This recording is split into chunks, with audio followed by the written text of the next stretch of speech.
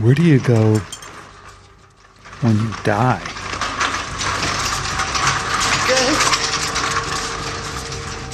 Actor Tim Robbins got a glimpse in this cult classic, Jacob's Ladder.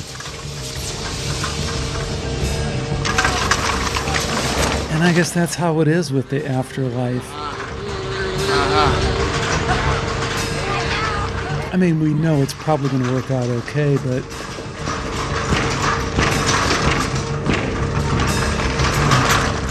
what if it doesn't? So we keep asking the questions, we keep looking for the answers, and once in a while we come across some people who really seem to know. There are no devils in hell. There are just human beings who have evil thoughts and habits, and then, as Richard mentioned, there are some kind of thought forms which are formed by people producing those evil and murderers and that kind of thoughts, and they have so much power that they exist there for some time. And if a person has kind of affinity, harboring those negative feelings and thoughts throughout the life, or at least to some extent, then it might be that this is somehow attracting to these lower levels of afterlife. And I find it interesting that negative near-death experiences, they tend to reveal that these stages are felt by people who go briefly to the other side, so to speak. That's today's guest, Dr. Antti Savananyan, who's written a new book about the Finnish mystic Pekka Ervast, who back in the 1890s had a series of amazing mystical experiences that reveal to him what really happens after we die. It's a very interesting book in particular because it has so much overlap with the modern day near-death experience research that we've focused so much upon. And yet at the same time, it raises some of the same questions that we always come back to regarding science and materialism and our need to try and know and understand this topic from reason, and at the same time, our appreciation for the fact that we know deep down that reason can't really get us there. In this interview, we're also joined by the very excellent biblical scholar and spiritual scholar Richard Smoley, who wrote the introduction for this book, so it was great having him on as well. Before we get started with the interview, let me just mention that Antti has informed me that the book is available actually right now as a free ebook. It's an excellent book. I've read it. It's nicely formatted. It's not like a cheap freebie throwaway kind of thing. Well researched, again, with an excellent introduction by Richard Smoley. It's just a great book that's available for free. So that's kind of a cool thing. And I'll, of course, have the links to that in the show notes. This was a fun interview for me. We talk about all sorts of topics, all the way from the idiosyncratic nature of these mystical experiences and how much are we to trust my big toe kind of simulation theory kind of things versus a total full-blown spiritual or even Christian mystical experience. We talk about backdoor materialism and medicine in particular, and whether a proposed head transplant that's supposed to happen in 2018 will reveal anything more about how we might understand consciousness. And then we even venture off into biblical scholarship and biblical studies just a little bit, because when you have a chance to talk to Richard Smoley, you can't miss the opportunity to talk about that stuff as well. So don't let this creepy music and creepy introduction freak you out too much. It's really kind of an upbeat and fun interview. I hope you enjoy it, and I hope you stick around for this episode of Skeptiko.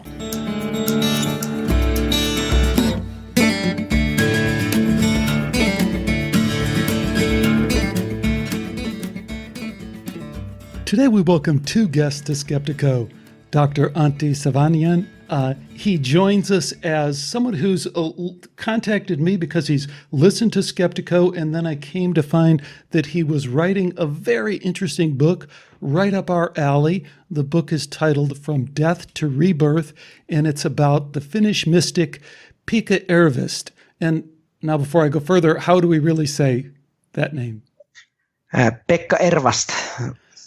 Good enough. Okay, good. He was a Finnish mystic, a Christian mystic back in the late 1890s. So we're going to talk about that book. We're also going to talk more in general about mysticism and in particular Christian mysticism. And we're also joined by the very excellent spiritual scholar that many of you will be aware of, that is Richard Smalley. His work I've referenced several times on this show because it's so excellent, so extraordinary, and many, many people regard it very highly. Richard is the author of several books. One that you may be aware of is his most recent, How God Became God. So, Richard, thank you for joining us as well. Thank you very much, Alex. It's a pleasure to be here. So, like I was explaining, Richard, I thought what we would do is talk about this book, but really kind of talk around it and talk about some of the interesting topics that I think it connects to. We have the near-death experience science that this show has spent a lot of times covering, and this book connects to that because here we have this guy back in the 1890s, and he's saying, hey, I went through this very tough spiritual transformative experience, but at the end, I know all about what happens in the after-death world, and let me tell you about it. We also have it connecting just with mysticism in general, with theosophy, with a lot of topics that I think listeners might find interesting. Where I thought we might start, though, is just with this basic idea. And Auntie, you can either tackle this, or Richard, I know this is really in your swing zone as well. Theosophy is something that I think throws people for a loop. I know it throws me for a loop.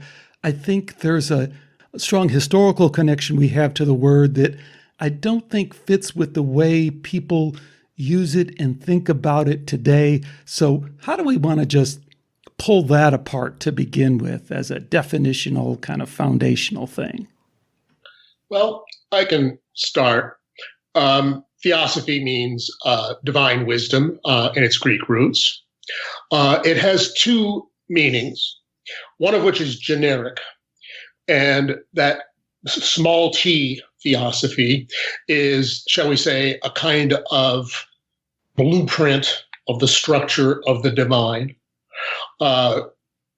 Works that have been called theosophical in this sense include the Zohar, the Kabbalistic work from the medieval era, and the works of Jakob Böhme, a 17th century German mystic. Now, theosophy in a more restricted sense refers to the ideas propagated by H.P. Blavatsky in the late 19th century and incorporated in the Theosophical Society. So that is theosophy with a capital T.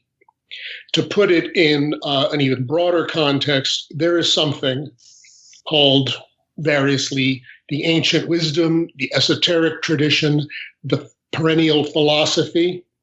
This is universal. All versions of it are not identical, or not all versions of it are not identical. That is actually correct. But overall, the similarities are greater than the differences. Theosophy, in the capital T sense, happens to be a formulation of this particular ancient wisdom in the language and spirit of the late 19th century and spoke very much to the needs of its time.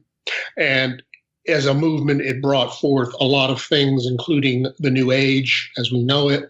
It opened the door for Eastern religions to come into the West, among other things. And that's where it gets tricky for me. And Auntie, maybe you want to pick up here and talk about what theosophy meant to Pekka. And in particular, one of the things I found interesting is he's struggling with some very real kind of political struggles that, we can probably understand in the context of today's kind of religious battles or new religious movements that get started. And so all of a sudden we take what Richard was just saying, which sounds great, and there's this perennial wisdom and there's all this stuff.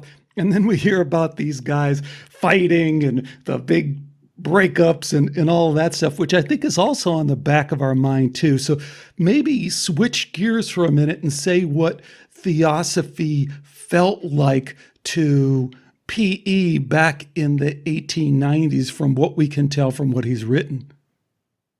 Yes. So I think that he was at about 18 years old when he encountered the first theosophical book, and it really changed his life, because if he was looking for truth from the very early on, and he wanted to know if there is knowledge about what is the meaning of life and how should we live our lives. He wasn't that interested in the afterlife or what happens after we die, or is there even life after death. He was interested in how to solve problems between human beings in a humane way. And then he found Theosophy. It was Sinnett's book, and he really felt that now he found something important. And later on, because practically every Finn was Christian at the time, he was raised in Christian culture as well. I don't know how much that has impact on it, but he felt that Christianity in its esoteric meaning, not in a religious or a church meaning, it had a lot to offer for him, because he found some consolation from some words in the Bible which made him believe that there is truth and he can personally find it.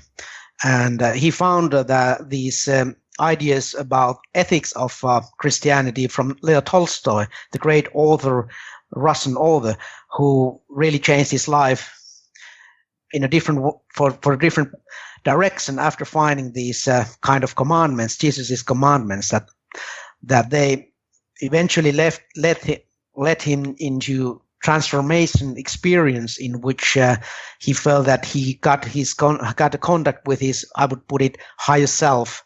And he felt that in that experience, it was a light experience, which actually resembles quite a lot of what NDE people are telling us.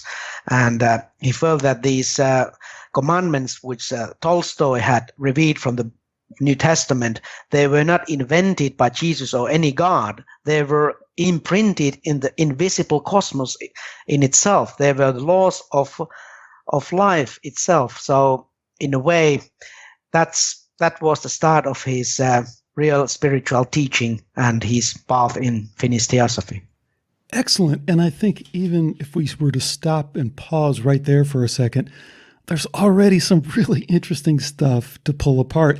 And I turn to you, Richard, and say, how are we to understand the mystic, in particular in our modern day culture? I mean, I think this is right up your alley in terms of some of the books that you've written in trying to understand what we call spirituality now, which encompasses this mystical kind of experience.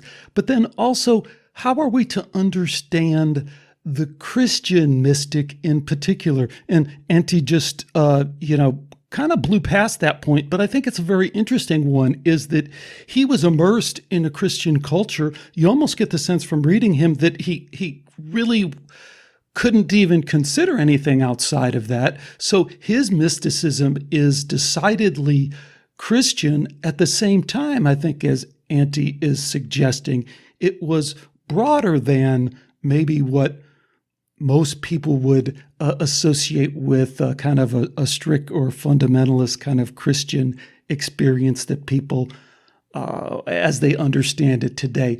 Do you get what I'm saying? Can you maybe help me out there, pull that apart for me? Yeah, well, the first question is, how do we deal with mystical experience or mysticism in life today? I'll give you a one-word answer, which is phenomenologically. That is to say, if someone says they had a given experience, it's usually a good idea to believe that they had this experience. There are frauds and so on, but a lot of people do actually have mystical experience. And that has to be taken at face value. That cannot be summarily dismissed as just illusion, just imagination, that sort of thing. Because, well, frankly, your whole cognition is illusion and imagination, so that doesn't help too much. So I think it has to be taken phenomenologically with an open mind that is both open to criticism and open to acceptance, which in this day is very hard to do because it's always this or that. There's a certain level of the mind that only can count up to two, as Uspensky could say, us and them, Democrats and Republicans, liberals and conservatives, blah, blah, blah. You have to get past that to understand mystical experience. Now, the second half had to do with Christianity. And I'll say this. I did say previously that there was this universal tradition that appears over and over and over again in any number of times and places. And it has been expressed in different languages. I mean, spiritual languages, not verbal languages. Christianity is one of these. It's not the only one. And I would not even argue that it is the best or privileged over all the others. For us today, this is the Christian, shall we say, operating system is installed in our brains. If you don't believe in God, it's the Christian God you don't believe in short. So we have to face it and deal with it. What I'm suggesting, and what I suggested particularly in my book, Inner Christianity, is that let's at least understand this ancient wisdom using the language of Christianity, because it makes it easier to understand, and B, it will help us reconcile ourselves to many of the problems we have with Christianity, the vast majority of which are entirely justified. Can I add a little bit for the excellent words that Richard spoke about P's case? He was early on well versed with languages. He was about 5 or 6 years old when he learned to read French before he learned to read his own native language, which was Swedish. And he knew something like 10 languages or so. He studied Sanskrit at university, so he could read original sources. So he was very enthusiastic about reading the Eastern religions as well. And he really, really highly admired and even loved great religions, Buddha, and all the great teachings of yogis and all that. So he wasn't exclusively Christian at all. And the main point here is to make a difference between Christ or Christ consciousness and Jesus. Jesus was a man who was fully immersed in that Christ consciousness in his life. But Christ consciousness is not for only one person. It's shared by all living beings, basically. And you might say God or whatever language you prefer, or you Buddhist might say that it's the Buddha nature you are attached to or aspiring to reach or whatever. So Christ, in this sense, really transcends Christianity, and but one might say even that it's this consciousness which is searched for in all mystic traditions in one respect. I don't know if Richard agrees with this, but that's my interpretation of this. Let's say that's awesome. I mean, that is, to me, I've been saying that for a long time in the show. But it's also, rather than an end point or a pushback point or something to kind of rally our arms about against the materialistic, atheistic kind of pushback that we get, I almost see it as another direction, because this materialistic atheism, I think, is waning, is really been, for the most part, supplanted by people who've really looked at it and examined it. I say it's a jumping off point. It's the starting point for what we might consider is next. And as part of that, I guess I'd jump into, again, talking about PE, and I'd throw out a word here, idiosyncratic, because that's the word that keeps coming back to me again. Let me, if I can, tell you guys a story, digress a little bit, a Skeptiko story. This was years ago, being probably 6-7 years ago.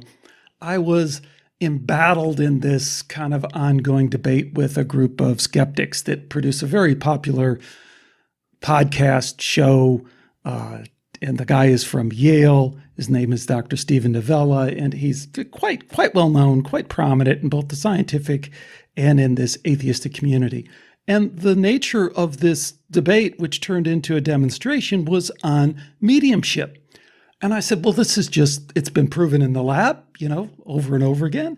And it's the reality for many, many people who've had these encounters with, there's no better way to say it, deceased, people who are deceased, consciousness that is beyond the physical form. So I contacted a woman, and her name is Marilyn Hughes. And Marilyn's a very interesting woman. I talked to her and she goes, I don't really do mediumship readings. She goes, what I do is out-of-body travel. Now, this is right along the lines of PE, and that's why I bring it up. Marilyn is a devout Catholic, but she has for a lot of Catholics, she has a lot of ideas that maybe wouldn't jive with their Catholic upbringing. But the importance of the story for me is we actually did a demonstration where I had a volunteer of a woman who had tragically lost her teenage daughter to suicide. And Marilyn said, well, let me see what I can do. And Marilyn then went and, according to her, ventured into the after-death state, found her daughter, and brought back a bunch of information that was, one, confirming of the fact that she, for lack of a better word, had traveled to these other dimensions. She brought back this information that I think to any reasonable person who was listening to the show would say, gee, there's no way someone could know that stuff. But more importantly, it seemed to be extremely healing and meaningful to the mother who had lost this daughter. Now, the reason that I say that whole story is because it does kind of have this intersection of science, spirituality, mysticism that says, hey, here's someone who's having a mystical experience, this out-of-body experience, which, if you push it, is extremely idiosyncratic. I mean, there's a lot of details to her experience that would be in conflict or would appear to be in conflict with what PE is saying or with what Tom Campbell is saying. If anyone knows Tom Campbell from the Monroe Institute, author of My Big Toe, who has a very has also traveled to these other realms, but has a very techno simulation kind of view of it. Again, idiosyncratic. If we jump over to the near-death experience accounts, again, extremely idiosyncratic. One person's reporting one thing, one person's reporting another.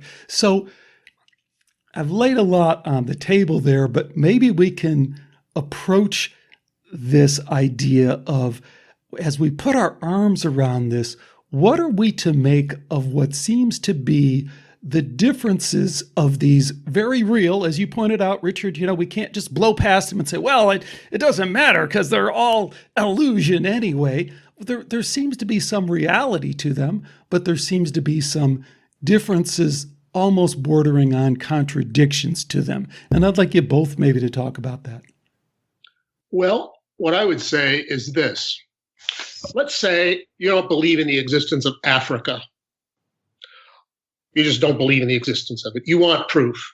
So there are all these descriptions of Africa, ranging from the Sahara to the pyramids, to the source of the Nile, to the Congo, to South Africa. And all of these things seem very idiosyncratic. They all seem so different. How could they be true? How could all of these descriptions be true? They're all talking about Africa. All we can really conclude is that these people who are talking about Africa are just making it up in their imaginations, or it's an illusion. My point is that if the afterlife, if it exists, if these other realms exist, we have every reason to believe that they are at least as multivariate and disparate in nature as the perfectly earthly continent of Africa. So you can make a lot of idiosyncrasies, but I think it would be foolish to expect every last report to be the same. Right, but hold on, let me interject, because that's all well and good. But if one person comes back and says the Nile runs north, and the other person says the Nile runs south, I mean, we have something there that we can't just say, well, wow, isn't that interesting? Everybody kind of sees the world differently. It's like, no, there's no way to really resolve that. May I say something here? Yes. So I really like that Richard's analogy. It seems to be appropriate. But first, let me make a point about science. Different people have a little bit different experiences. Not all people who go through the NDE do not have the same phases. They have partial phases, and they have different types of experiences. That's where we need science. When we gather a large database, and then if you use strict scientific, rigorous designs like Pinman-Lommel study and some others which are the best we can have in medicine, for instance. And then we know what is the big picture in these cases. And then we can discern different phases, and then we can start counting how many reaches different phases and so forth. You are well versed with this. But my point is that you can't really know if you just listen to one person or 10 persons. You need to have a rigorous scientific study, and many of them. And when you have many of them, then you have a scientific map. That's how I think scientific method works. Not one single study, but many studies supporting each other eventually. Then we know something about it. And that's how we know, despite of differences between individuals, that's how we know the big picture, what's going on. And what is interesting to me is that when I've been interested in various accounts of afterlife for many, many years, spiritualistic and theosophical and many others, and kind of looking at what they say about it. And now I'm speaking for the book. When I've compared this, what PE had to say about these afterlife stages, early stages especially, and when I compare what this big picture emerging from the NDE study tells, they seem to match almost perfectly. Not perfectly, but extremely well, might say. There are minor differences, but if you take a look at leaving the body, looking at your surroundings, going to the light, meeting the relatives and deceased, and perhaps some holy being, and then seeing your life review, it's all there. There might be some differences when the life review, for instance, takes place in theosophical accounts, and in Ehrver's view, it takes place at least shortly after you leave your body. In many NDE cases, it takes place in the light, but in some cases, it does take place when you leave the body. So that kind of differences might be there. But what is interesting is that P is not the only one to tell about these phases. So you really can't just have a couple of cases and then kind of try to guess what's going on. But when you have the scientific studies, which are reliable enough, and then you take a look at these esoteric or occult people who are saying, and then you compare them, you'll find something which is amazingly good match, I'd say. Richard, would you like to add anything there? There are certainly differences in state, but I'd like to know what science is. Science is, or ideally, some kind of discipline that we're told considers all the relevant data. But skeptical materialism does not do that. What it does is bracket all things that it counts as paranormal, that is somehow out of sync with, say, the way an eighth grader who's just learned Newton's laws of physics would describe the world. And you've bracketed that all. It's imaginary because it's not scientific. Well, this is part of the data. This is the human experience that goes so universally, so far back, has to be counted as part of the data to begin with. If you dismiss it a priori as unscientific because it is not of the material world, it does not accord with our preconceptions, as the typical skeptic does, you, my friend, are begging the question. And that is what I see a lot of in what is so proudly calls itself scientific materialism. Well, let me just interject, because none of us know each other, but a couple of years ago, I wrote a book, Why Science is Wrong About Almost Everything. And the basic premise of the book was science has fundamentally flubbed consciousness. And if you get consciousness wrong, then you really can't get anything right. And to further that point, maybe is that I think we've known for at least 100 years, science is known by scientific means that we can't really measure things. So that's what quantum physics has come back and told us at the end of the day. Hey, we can kind of approximate here, but we're not really measuring in quite the way that we thought we were. So I guess I'm with you on that. One of my concerns, and Antti, I brought this up to you a little bit, is that as much as we try and get away from scientific materialism, and then we put it over and we want to hold it up and say, no, you don't understand. Science is a method. It's not a position statement, which I totally agree with.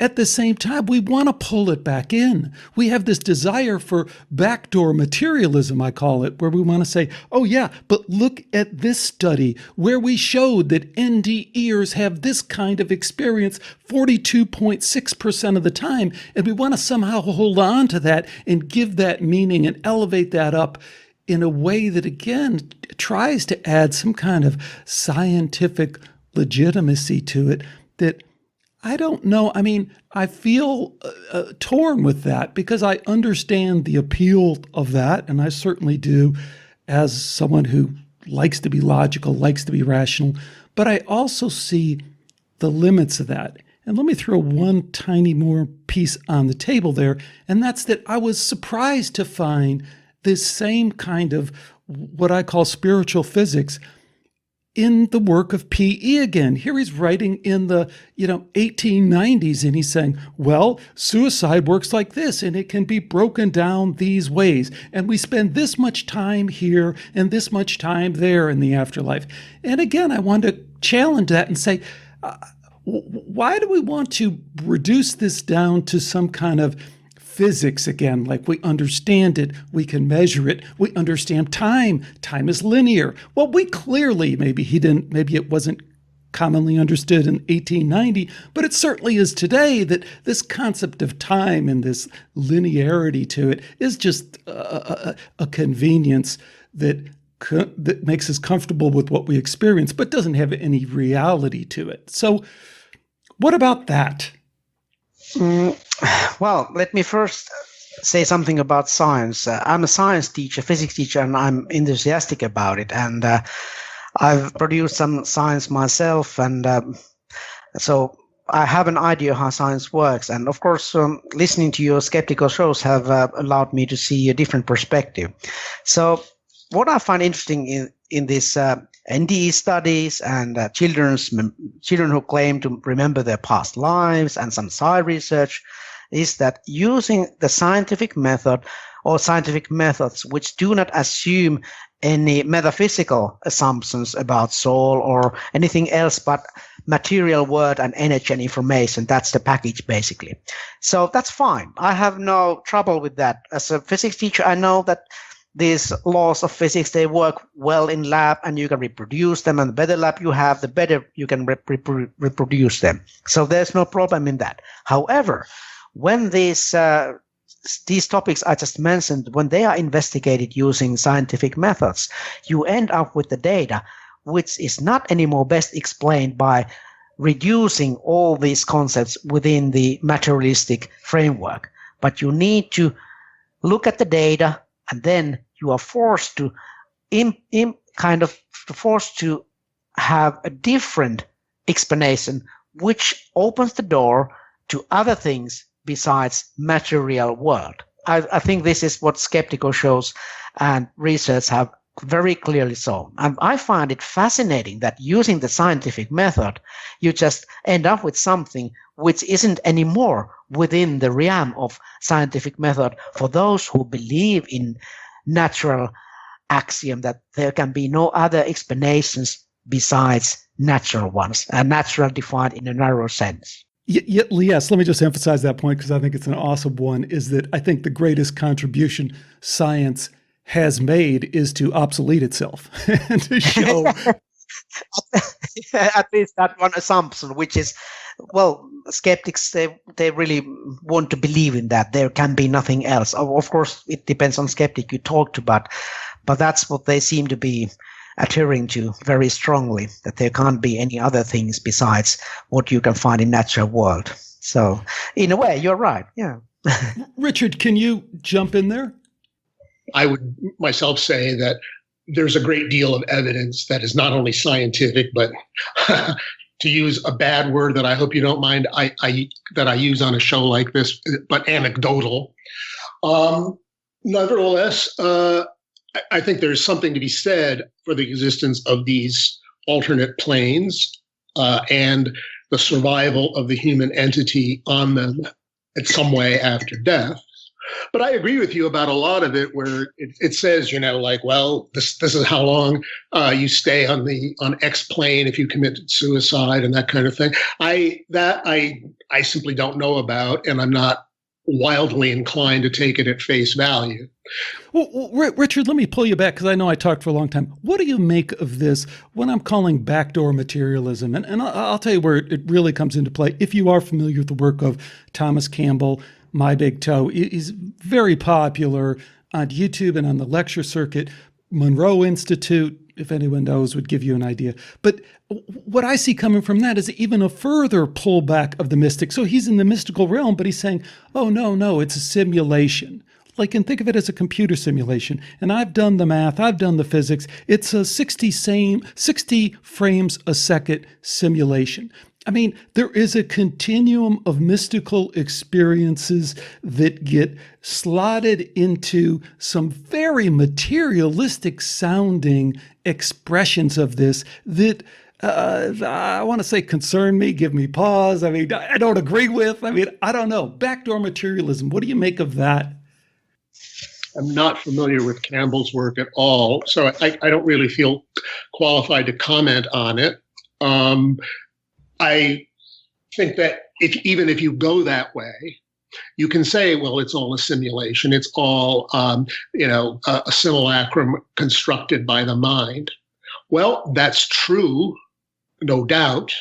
But I think cognitive science has proven that your ordinary sensory and cognitive experience is also a simulacrum that is constructed by your nervous system.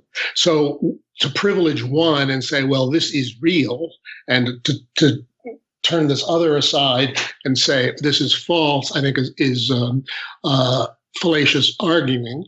But that particular argument that you're talking about of Campbell's, I don't know enough about to comment on. There's a perspective to put here.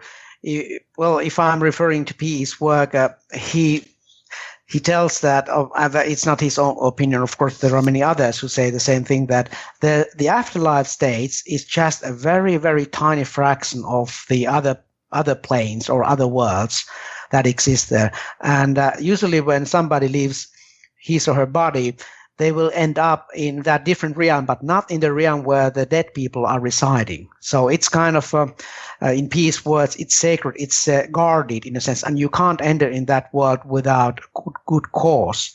So that might explain some of the differences you just mentioned, that people go to this vastly greater world, which is called the astral world in the Theosophical language, and some other people are using that as well. And then there is this tiny kind of area, which is the land of the dead, or the Blue Island, or whatever you want to call it. And yeah, but Auntie, go read, like I'm saying, Tom Campbell, or go read Robert Monroe of Monroe Institute. Those guys, I mean, their process, they're very rigorous scientifically how they did it, 50, 60 years ago, and they're still doing it today. You can go to Virginia and you can sit down and attend a weekend, and they'll give you the hemisync things and you put on your head and you'll have the out-of-body experience. But they've mapped it all out too. That's my point. So I think they call it like room, you go to room 9 or level 7. I mean, they have all this elaborate system of mapping out all these realms too. So again, you would probably find similarities to P.E.'s mapping, but you'd also find differences. And then if you go back to Marilyn Hughes, like I said, I mean, she also produced and was featured in a documentary on Armageddon, and she's very convinced, again, devout Catholic, and someone if you want to say tested and found her to be effective at what she can do in terms of out of body. But, she's predicting Armageddon, and that passed. Her date that she said it was going to happen, that passed. But, that changes. All the stuff that drives people nuts about those crazy mystics again. You know what I mean?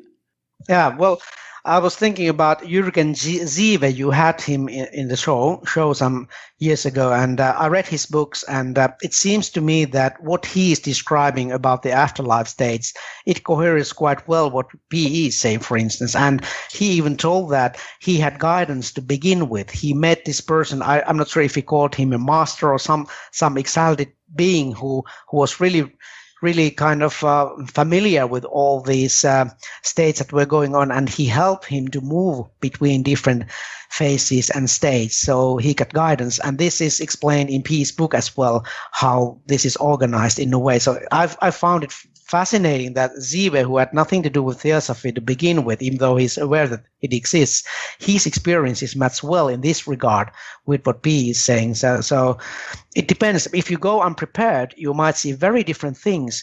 If you are prepared and kind of, you might say, purified or having these mystical experiences. And I found Ziva's work quite impressive in that respect. Go ahead. I'm sorry, Richard. Well, let me just say briefly, for one thing, let us assume that there are these alternate realities. They are necessarily not earthly reality, right? But our cognition is totally shaped by our experience of earthly reality. It is impossible, for example, just try to visualize a color you've never seen. I find that impossible. So what you're doing is taking, arguably, these experiences of alternate realities and framing them in the language of this reality. And there are bound to be differences, even apparent contradictions. I myself would not privilege any one of these accounts radically over the others, whether it's Robert Monroe's or Swedenborg's or anyone else's. So I think those things taken into account, I think they're pointing to something. Let's not be too 100% certain that we know X, Y, Z about exactly how it is. I love that. Let's take that big caution sign and make sure we pull it out on each other all the time when we need it, and to others too, because I think you're so right. I mean, even if we just kind of, again, try and use our rational, logical mind, I think you've hit on a key part of that, and that is our human cognitive processes as we understand them are filtering all this stuff, right? So it's all contaminated by our filter. And as soon as we realize that, we kind of throw up our hands and say, okay, well, we can play this consensus reality game where you're talking and I'm pretending I understand you, and I'm talking and you pretend you're understanding me. And it's a useful, fun game, and maybe we'll feel better. But at the end of the day, there's all these filters going on. So I love that. Look, let me, if I can, switch gears and try and touch on a couple other things, tangential, but I think very interesting. Richard, you wrote a very excellent introduction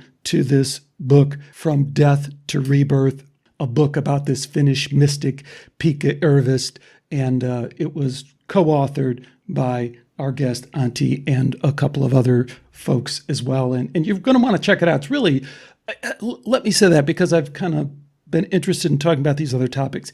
It is a fascinating read. It is stunning in a lot of ways to be reading these words from 100 years ago that do seem so relevant, do seem so pertinent, do seem so connected with a modern NDE account that you might read today, or a modern mystical experience. And that in and of itself is something we could really explore and pull apart. But I'm gonna move on a little bit because I'll have all the links, and people should definitely check out the book, and I encourage you to do so. But back to this introduction that you wrote, Richard, there was a couple things in there that I thought they just kind of piqued my interest. And one thing I wanted to talk about is this myth of progress, or non-myth of progress, if you don't think progress is a myth. I hear this all the time. The veil is thinning. We are more of in a consciousness world, evolved consciousness world? I'm not so sure. And in particular, as we're just talking about, how has the veil thinned? How do we know that the veil has thinned, or we've made this progress? When we do look at the work of PE and we say, well, how have we really progressed? I'm not entirely sure we have. And I'm not sure that I believe in the myth of progress. And that myth is being questioned now. Because in one sense, we've enjoyed a lot of progress. We live in absurd luxury compared even to the aristocrats of 200 years ago. I mean, talking about an ordinary middle-class American person. In that sense, there's been progress. There's also been progress in things like environmental degradation, weapons of mass destruction, to use a phrase used by somebody or another. So does this all add up to progress? I don't know. I do know that as the Christian worldview was losing its hold during the Enlightenment, it rapidly became supplanted, in the early 19th century, say, with the Whig notion of history, which was all about progress.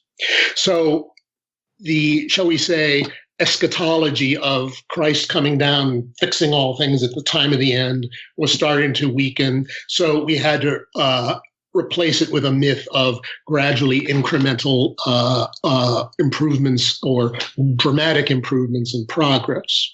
Now, a lot of the New Age has taken that into this, in a sense, spiritualized it by saying, yeah, we're just about to enter into a brilliant, new era and everybody's awakening. I don't know that that's the case at all. When I first became interested in a lot of things, in the 1980s, the New Age movement was at its height, and it was a lot more possible to believe that. But 30 years later, it's a lot more ambiguous, especially since, well, all right, a smartphone is a great improvement in a lot of ways. But in some ways, it also seems to be like dulling people's intelligence and making them more isolated. So I myself do not necessarily believe that. So it's not a view that I'm really willing to defend. It may be so, it may not be so. What I took out of your introduction that I thought was very interesting and worth bringing up and talking about, because I agree, you kind of suggested that medicine and the technological advancements in medicine might be the wedge that kind of furthers our understanding of what progress means and whether progress is a myth. And I think that brings it to a reality. And I think I sent you a link to this Italian doctor that some people have probably heard about, who is very renowned and very qualified and is talking about doing a head transplantation in 2018.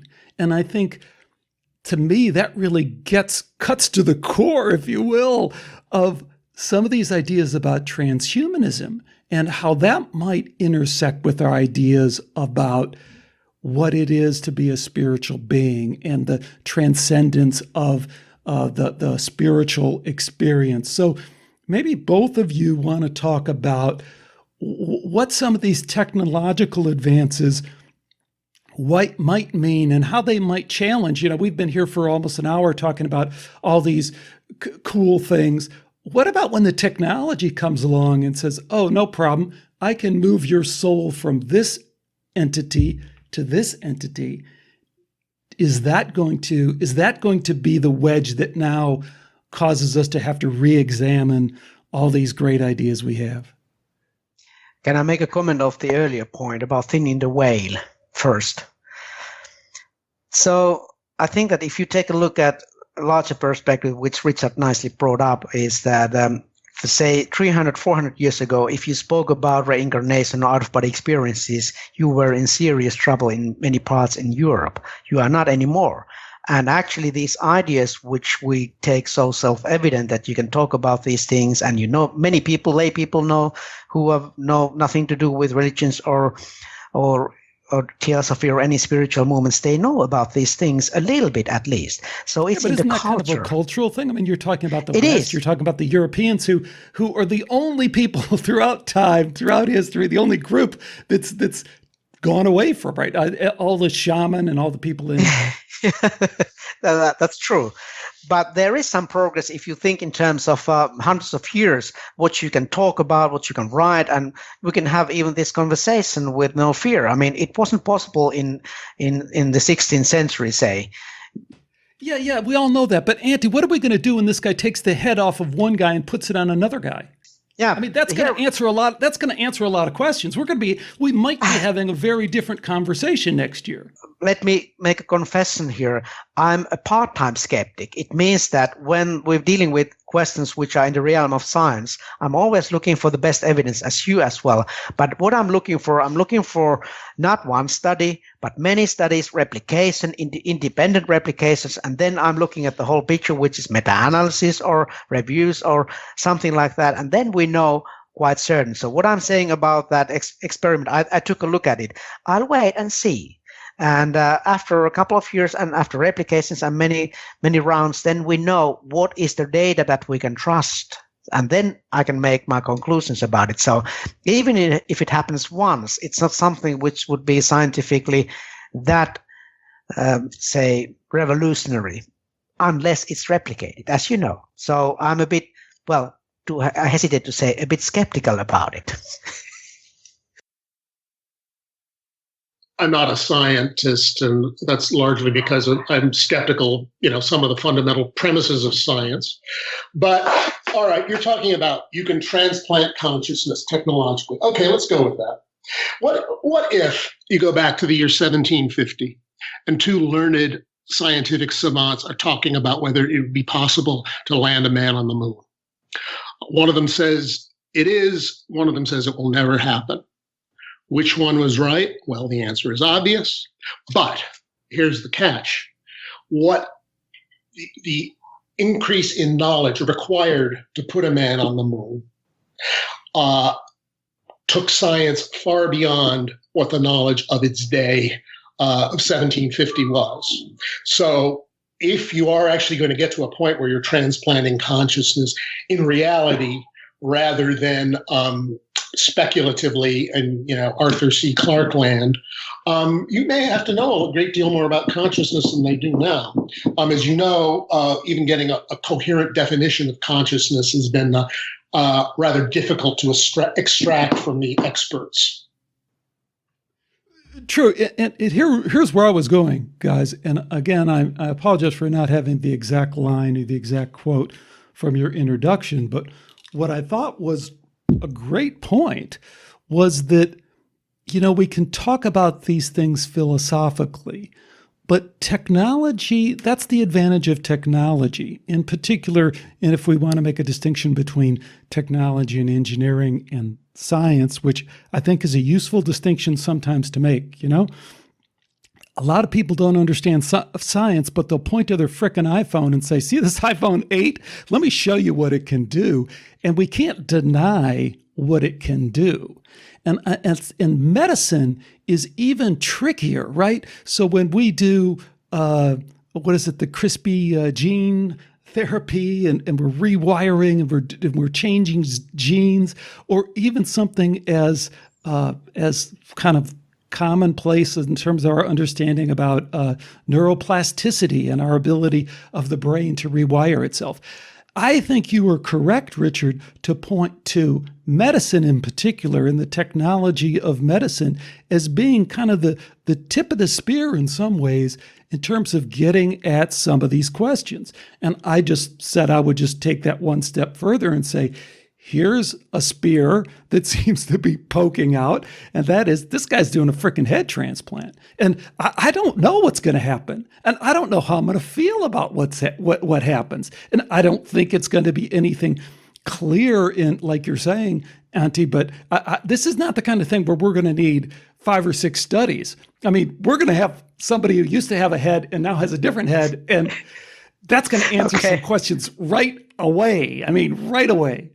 Yeah, I think that medicine is indeed a key here, because without medicine, we wouldn't have NDE results as we know them. And they have produced many techniques which allow us to study these phenomena. Even if the researcher doesn't believe in any metaphysical explanation of it, he or she might end up with having the data which suggests that the mind doesn't equal the brain, as you tend to say here in Skeptiko, the Unskeptiko. So I think that medicine will play and is playing an important role of changing people's mind. For instance, Richard talks about in his excellent introduction to the book about Eben Alexander and his experiences. And when these are coming into public view and many people, at least in the West, they get to know about these special cases and perhaps even scientific research in general in this field, it might change their minds at least a little bit. Yeah, well, I think it's true. Medicine has pushed the boundaries back a little bit. But all of this, to go back to your example of the head transplant, these hypothetical things, and let's say it's done. Okay, there's kind of an assumption that we know what's going to happen once it's done. That if you transplant someone else's brain onto someone else's body, the person whose brain it is going to, be the identity. It's probably not going to be that simple, and a lot of these hypothetical discussions in the philosophical world is full of them. They're interesting, but often they presuppose what kind of result is going to take place from some purely hypothetical thing that whose outcome we really know nothing about. So I think, science has pushed the boundaries of medicine by, in the first place, suggesting that, showing that, well, stopping the heart doesn't mean death, and it turns out, well, stopping of brain waves don't seem to, entirely mean death either. But where it's going to go further than that, it becomes very speculative very fast. That's all I would like to say about that. Let me, in the time that we have left, and it's been a great chat. I don't know how it's going to be received by listeners because we've kind of bounced all over the place and engaged in some inside baseball, but that's kind of the nature of these things. If you're going to have just a very plain vanilla conversation, it probably wouldn't be interesting to us, so another part of the process that is this show is Skeptiko, is this idea of conspiracy. And it's not because I like conspiracies. I was never even aware of the idea of any kind of the role that conspiracy played, except in following the data, following the scientific data. And why are they presenting it like this? And why are they seem to be know one thing and say something else? And I think, Richard, some of your work has become extremely popular among people who would consider themselves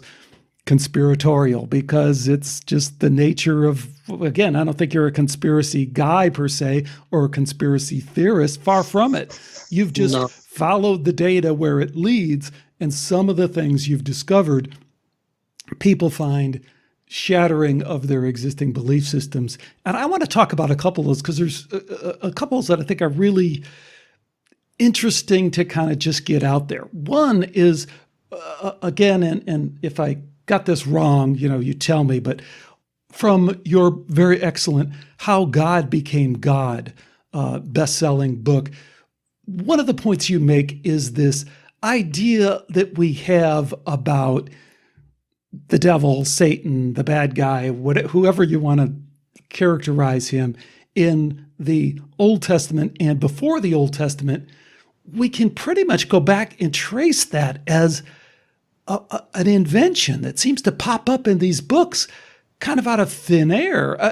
Did I get that wrong, or do you want to elaborate on that a little bit? Because I think that's really, really significant for the way a lot of people are processing that history. Yeah. Well, to give a very simple or simplistic answer, Judaism, before the sack of the first temple in 586 BC, doesn't really seem to have very much of a concept of a devil. And Yahweh is kind of playing both sides. Yahweh's the good guy and Yahweh's the bad guy, right? I mean, It's radical monotheism. I make peace and create evil. That's from the book of Isaiah. I, the Lord, do all these things. After the exile, the Babylonian exile in the 6th century BC, this concept of Satan comes in. Now, religious scholars generally say, and maybe the evidence isn't really quite so strong for this as it might be, but that this concept of the devil was introduced into Judaism from Zoroastrianism, because they were living in the Persian Empire, and Zoroastrianism was very dualistic with a dark figure called Ahriman. So that is the, standard scholarly answer. I don't see any particular reason to doubt it. And later on, this devil starts to become more and more prominent. Satan, in the book of Job, which is written probably in the 6th century BC, nobody really knows, Satan is not really God's enemy. Satan goes up to heaven to pay God a visit. Hey, Satan, how's it going? What have you been up to? Well, I've been walking around up the earth, and hey, that Job guy of mine, he's a pretty great guy, huh? Oh, yeah, well, if you poke him a little, he won't be so great. That's how the book of Job starts. There's certainly no cosmic opposition. In the early days of Judaism, and this has survived in Jewish mysticism to this day, the angels are not necessarily evil, but they're not necessarily friends of humans. Like accusing figures, like Satan. So later on, it mutated yet further into the Christian devil that we know and I suppose love. Well, and there's an interesting tie back here to something that Auntie was saying earlier in the show about the distinction between Christ consciousness and Jesus. And, because in this work that you've done, this incredible body of work in pulling apart, examining, and carefully analyzing, again, we're talking to a guy who's Harvard educated, Oxford educated, a true scholar and capable of doing this work. When you go look at the text, it's telling us a different story than what the mystics are experiencing in some cases. And to that end, how do you square the idea of what you just said about Satan, about the devil, about evil, with the experience that so many people have of the reality of that? And is it possible that since this is all kind of a thought form thing, as we were talking about, when we were talking about the idiosyncratic nature of all of this and how at some level we're all making all this up in our heads, but at the same time as we make up the same thing, we seem to live that same thing. I mean, have you given any thought to how we pull apart the thought form understanding of things versus the spiritual reality? Again, reality is a tricky word, of things. Do you get what I'm driving at there?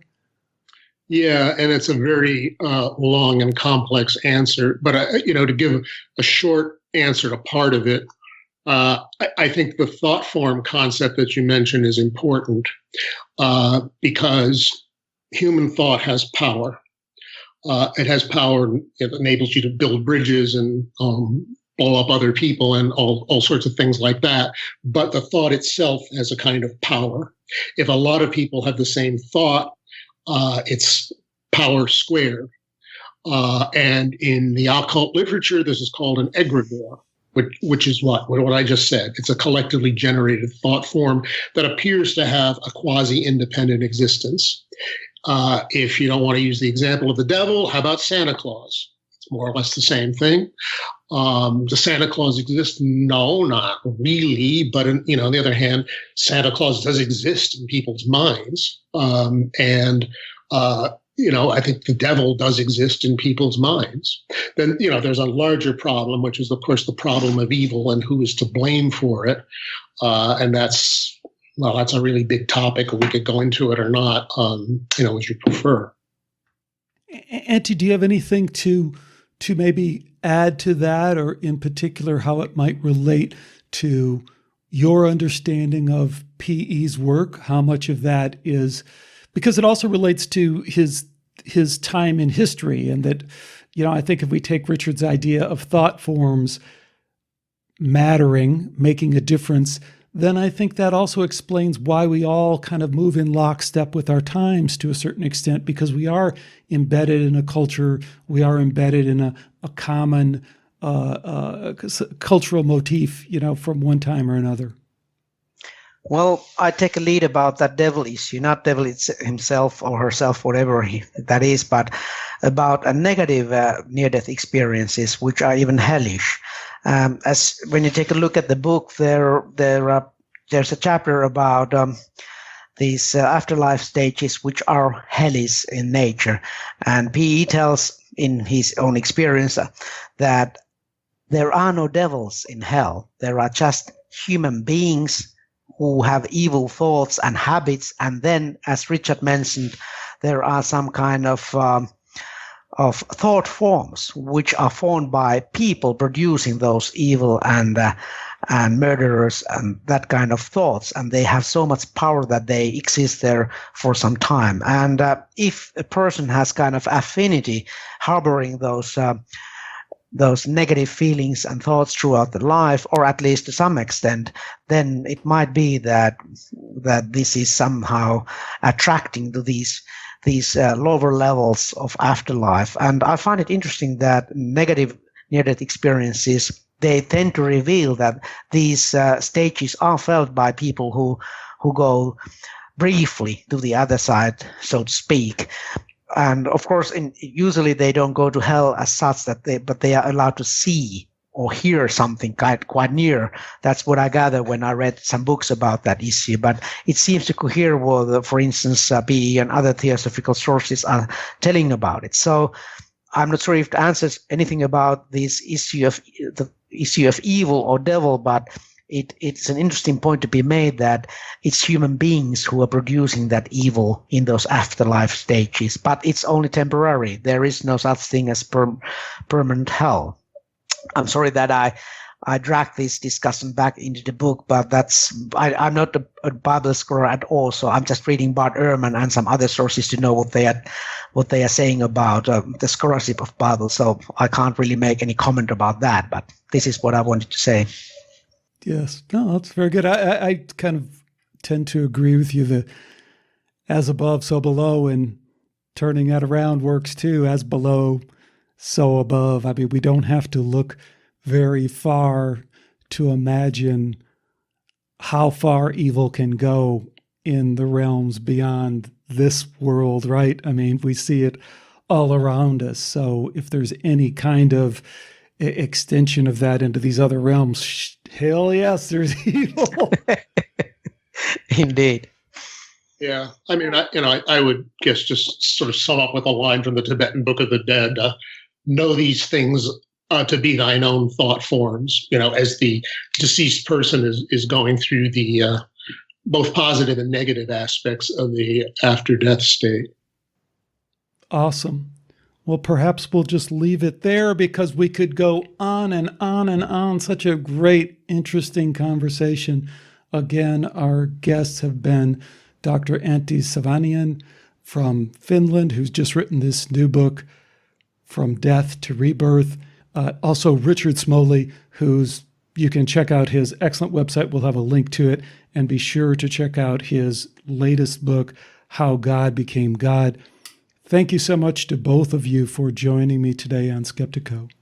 So it's free. It's an ebook, and there will be an audio version of it as well. So anybody can read it and download, no strings attached. We are not interested in selling anything or attaching people to any groups or anything like that. Read it if you like it, and if you don't, that's fine as well.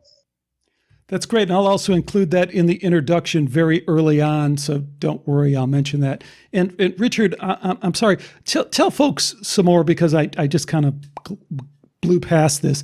Tell folks more about, they'd be very interested, I'm sure, in hearing about what you're working on, what's up with you, where they can find out more about what you're up to these days. Thank you. I want to, first of all, I want to thank you very, very much for your extremely kind and supportive words about my work. I'm really very grateful for that. Well, my website is Inner Christianity, INNER, Christianity.com, which has a description about me, my books, and so on. I'm editor of Quest, which is the Journal of the Theosophical Society in America. And that is, most of its contents are online, at least from back issues, so people can have access to that readily. As I say, you said my latest book is How God Became God, What Scholars Are Really Saying About God and the Bible. And what that is essentially attempt to present, just a basic street level guide to, well, you've heard part of the Bible is literally true, part of it isn't, what parts are, what parts aren't. And that is, attempt to digest scholarly opinion to a greater or lesser extent.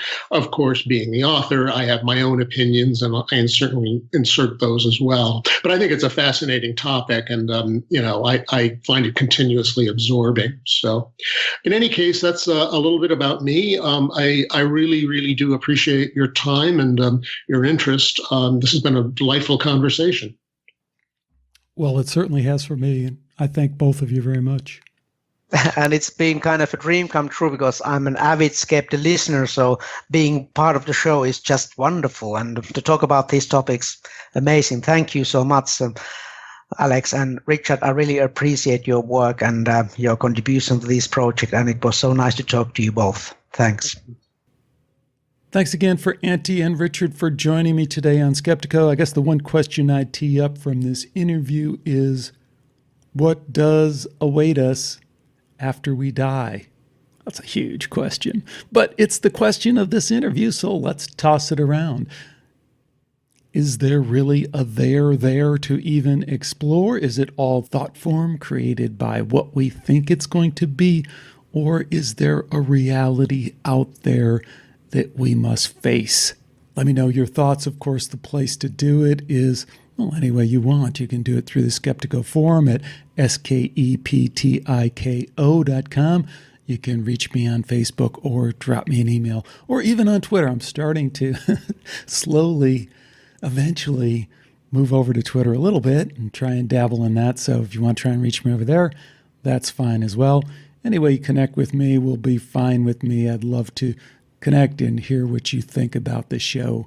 Well, I have a number of episodes coming up. I also am trying to do more video.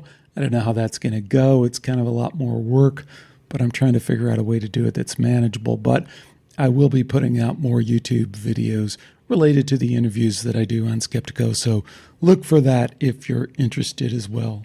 All right, enough for today. Until next time, take care, and bye for now.